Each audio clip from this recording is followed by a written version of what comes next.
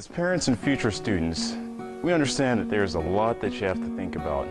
Not only are you trying to figure out what college to go to, but you want to find the best, highest quality program that's cost effective.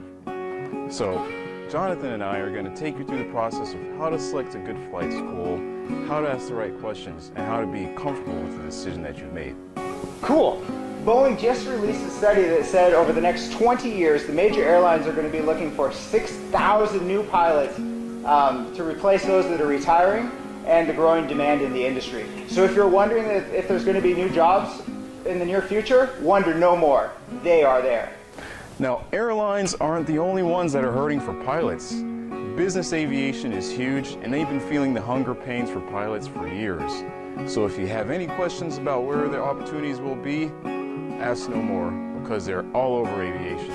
Now, if you're wondering if airlines and business aviation are the only game in town, wonder no more, because we also have mission aviation. Now, mission aviation is at the heart of what Andrews does. We began as a missionary organization, and we love to send pilots out there to help make people's lives better.